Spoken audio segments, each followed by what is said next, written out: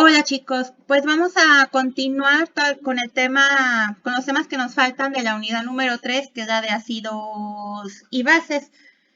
Si bien pues sabemos, tanto las sustancias ácidas como las sustancias básicas están presentes en nuestra vida cotidiana, pues sea aquí un ejemplo de que tenemos tanto frutas ácidas como frutas básicas y siempre recordemos que, por ejemplo, en el caso de nuestro cuerpo siempre debe de haber un equilibrio ácido-base adecuado para que las funciones celulares se lleven a cabo correctamente.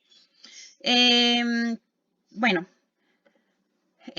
tenemos en esta presentación lo que son algunos productos y del otro lado se encuentra ya sea el ácido o la base que los conforman.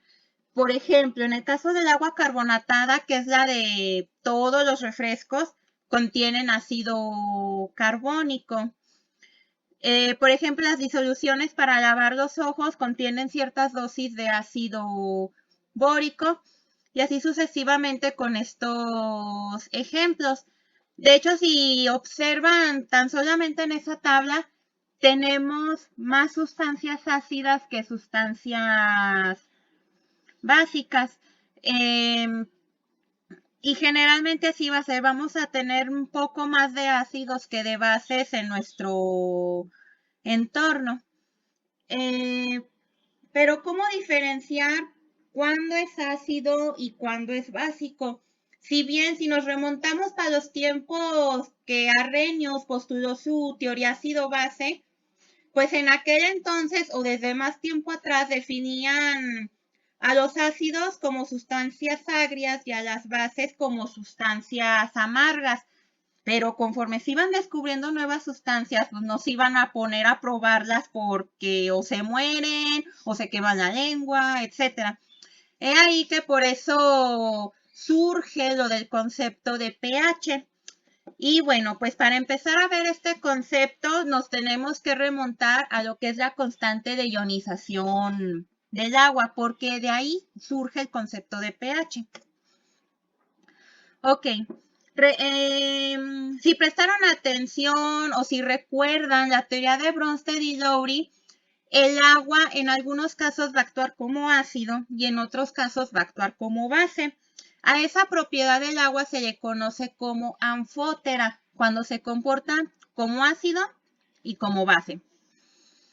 Ok, eh, debido a esta propiedad del agua y tomando en cuenta la teoría ácido-base de Bronsted y Lowry, eh, si yo tengo, como en este caso de aquí abajo, dos moléculas de agua, una de ellas va a actuar como ácido. Supongamos esta molécula de aquí, pues es la que actúa como ácido. Y si es un ácido de Bronsted y Lowry, va a donar un hidrógeno a la otra molécula del agua. Es por eso que se forma el ion hidronio o como nosotros generalmente lo nombramos, el ion H3 o más. Pero si su nombre correcto es el ion hidronio. Y por lo tanto, si esta molécula de agua donó su hidrógeno, esta ahora se va a convertir en la base conjugada. Entonces, si observan, pues esto es básicamente lo que nos decía Bronsted y Lowry. Uno dona el hidrógeno, se obtiene el ácido conjugado y el que pierde el hidrógeno se convierte en la base conjugada. Entonces, por lo tanto, pues vamos a tener, si aquí tenemos dos moléculas de agua, pues lo podemos resumir utilizando un coeficiente que si yo pongo a interaccionar dos moléculas de agua, se va a formar el ion hidronio y el ion oxidrilo o ion hidroxilo. Esto es lo que generalmente ocurre en el agua. Sin embargo, otra forma en cómo se representa es esta de aquí abajo, que una molécula de agua siempre se va a separar en un ion hidrógeno y en un ion oxidrilo. Pero cualquiera de estas dos es correcto de mencionarlo. Ya es cuestión de ustedes si quieren utilizar ion hidronio o quieren utilizar el ion hidrógeno. De todos modos, Estos dos pues son exactamente lo mismo. Entonces, como el agua se separa en un ion positivo y un ion negativo, a esto se le conoce como autoionización del agua.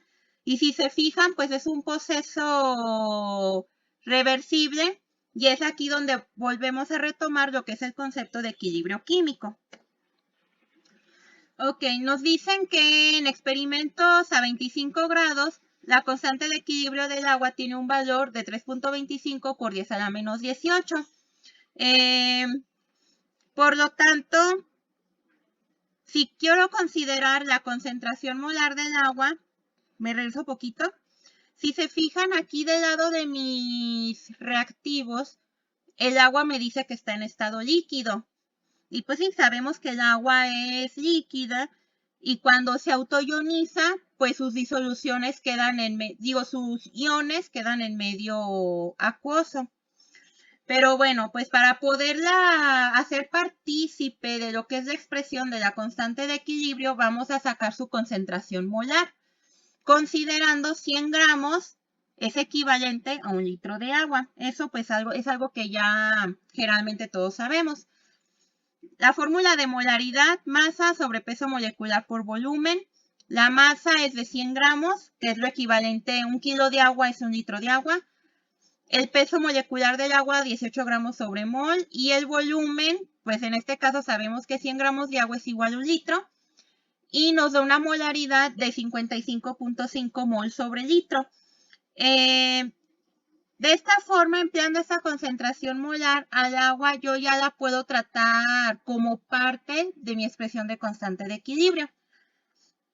Entonces, si yo tengo esta expresión donde tengo mis dos moléculas de agua que se descomponen en ion hidronio y ion oxidrilo, mi expresión de la constante de equilibrio, recordemos, arriba son los productos y abajo los reactivos multiplicados y elevados a su respectivo coeficiente, que es lo que tenemos aquí. Ahora bien, si despejamos y vamos sustituyendo los valores que conocemos, tenemos que el agua que se encontraba aquí dividiendo, pues va a pasar multiplicando, sustituyendo los valores, el valor experimental de la constante de equilibrio, la concentración molar del agua, pues es equivalente a la multiplicación de estos dos iones. El resultado, 1 por 10 a la menos 14 es igual a la concentración de iones hidronio por la concentración de iones hidroxilo. Este resultado de aquí es el que se le conoce como constante del producto iónico del agua o constante de autoionización del agua o constante de ionización del agua. Cualquiera de esos términos pues es exactamente lo mismo y se simboliza como KW. Igual, recordemos, yo puedo utilizar, recordemos H3 o más, pues va a ser lo mismo que H más. Entonces, pues aquí ya les tengo, bueno, les resalto lo que es KW, pues es igual a la multiplicación del ion hidronio por la multiplicación de la concentración del ion oxidrilo, que es igual, aquí nomás pues cambiamos el H3 o más por el H más, y es igual a 1 por 10 a la menos 14. De esta expresión es donde más adelante surge lo que es el concepto de pH. Bueno, mientras pues vamos a ver un ejemplo donde apliquemos este concepto de la constante de autoionización del agua. Bueno, antes del ejemplo, bueno, aquí nomás cabe resaltar esto. Cuando una disolución es neutra, si es neutra, yo voy a tener la misma concentración de iones hidronio que la misma concentración de iones hidroxilo. Y por lo tanto, toda disolución neutra, su concentración de ambos iones va a ser igual a 1 por 10 a la menos 7 molar.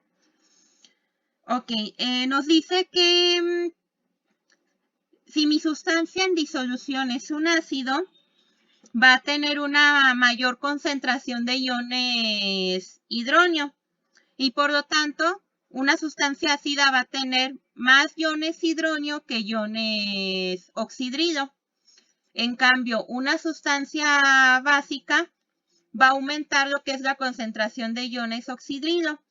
Por lo tanto, una sustancia básica va a tener una concentración mayor de 1 por 10 a la menos 7 molar.